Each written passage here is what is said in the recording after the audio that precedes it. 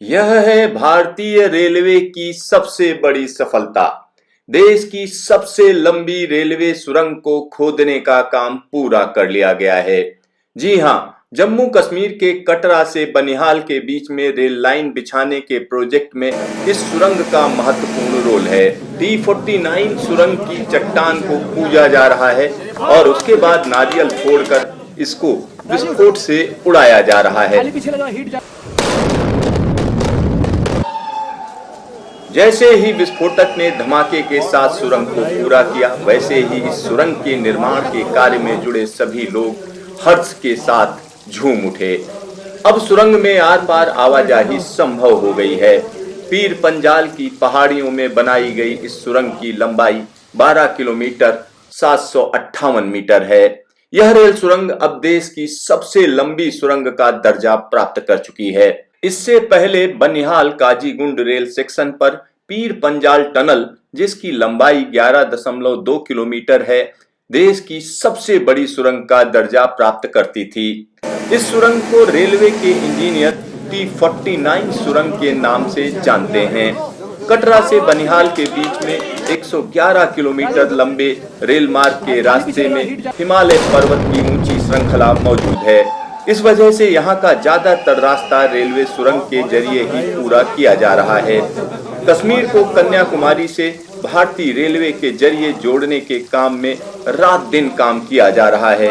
Udhampur Srinagar Baramulla rail link परियोजना के तहत 272 किलोमीटर लंबी रेल लाइन के टारगेट में से 161 किलोमीटर का हिस्सा पहले ही कमीशन किया जा चुका है। अब कटरा से बनिहाल के बीच में 111 किलोमीटर लंबी रेल लाइन के काम को पूरा किया जाना है।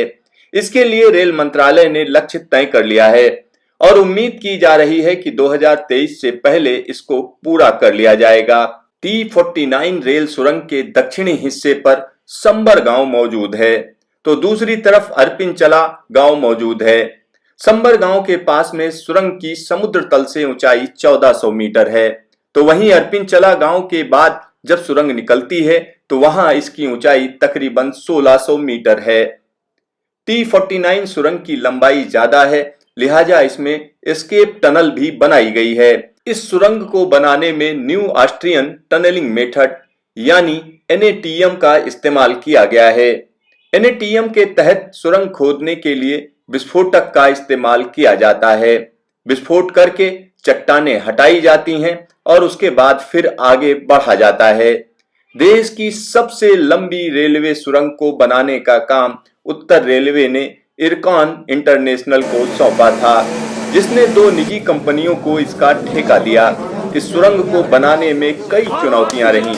मसलन इसमें चट्टान खोदने से भारी मात्रा में पानी निकल रहा था, जगह जगह चट्टानें खिसक रही थीं। साथ ही साथ जिस जगह पर सुरंग खोदी जा रही थी वहां की चट्टानों में बड़ी संख्या में दरारें और जॉइंट मौजूद थे, लिहाजा इसका तकनीकी समाधान ढूंढा गया।